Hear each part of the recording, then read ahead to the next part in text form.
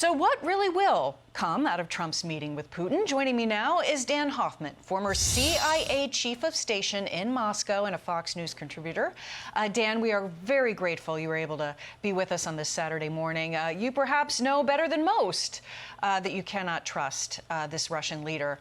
But what do you make of the fact that Zelensky now coming to the White House, that potentially these conversations, challenging conversations about land swaps, may be underway, given the fact the Ukraine has been here before and in the 90s agreed to give up their nuclear weapons, and now here they are today where they're talking about some of the territory returning to Russian control. Your thoughts?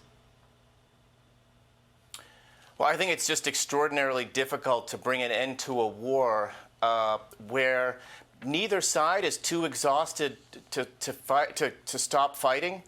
And neither side has won. And typically that's how wars end. But President Trump is trying to end the war, and rightly so.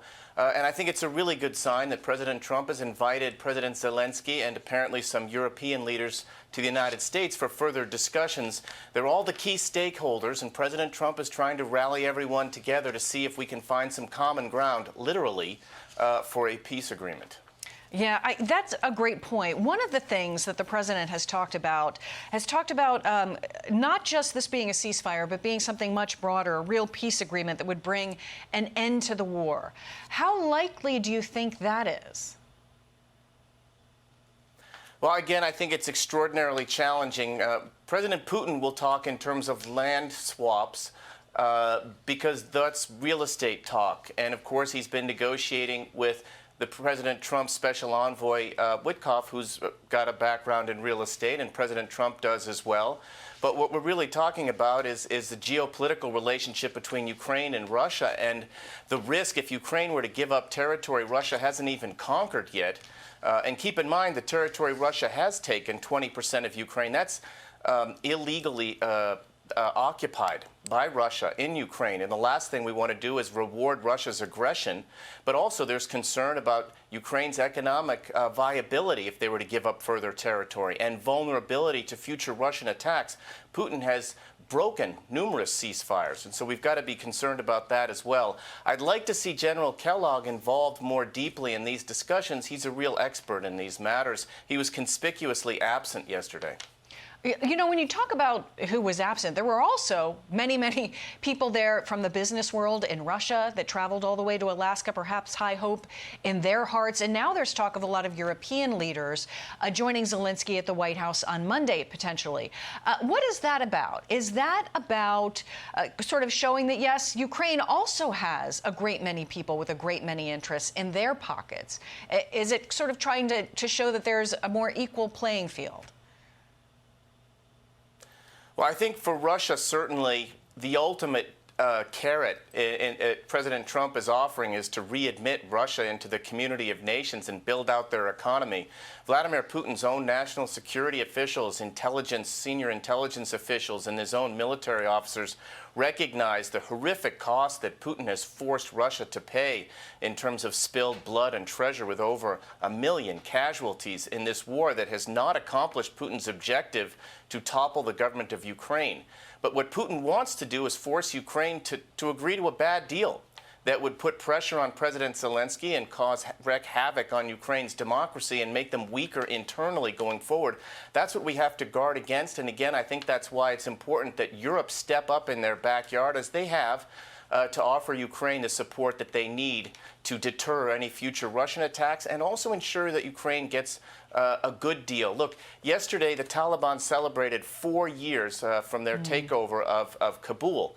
And that really was the tipping point, I believe, at least, in President Biden's administration and the American people, many of them, the loss of confidence in President Biden's ability to govern over that. We agreed that we should withdraw from Afghanistan, but not the way we did it.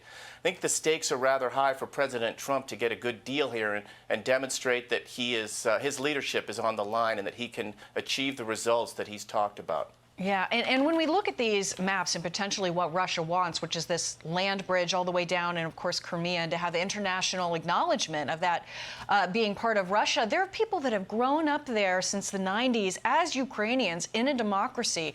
And it's hard to imagine, given the fact we've seen so much heart from the Ukrainian people, that they're going to be remotely happy or perhaps willing to accept that at the political level, at the heart level there on the ground. Meanwhile, just before this meeting between Putin and Trump in Alaska, Zelensky signaled that it would be a success if he could bring the three parties to the table. So he said, if the three of us meet and don't reach an agreement, then it's Ukraine and Russia that have not reached an agreement, not the United States. And he sort of signaled that the win for the United States would just be getting the parties to the table. But it's seemingly that he may be continuing to stand his ground. Your thoughts? Yeah, look, I think President Trump deserves a lot of credit for doing all that he could do to bring the warring parties together. I could tell you, I have family members who fought in the Second World War, and many of them wouldn't talk about it till the time they reached their 70s or 80s even, the ones that survived the war. Look, this is what we tried to prevent after the Second World War with the UN Charter, that one country would invade another in this sort of an imperial land grab and cause such death and devastation. That's what Putin has done. And again, the last thing we want to do is reward that aggression. China's watching closely in the Pacific with their encroachment on Taiwan's independence. And so we've got to be extremely careful about the resolution of this conflict and make sure it's a good deal. Dan Hoffman, thank you very much. Always appreciate your thoughts, and I think we're going to probably need much more of them in the weeks ahead, and Monday particularly will be very interesting. But thank you very much for your thoughts on this Saturday morning. Greatly appreciate it. Thanks.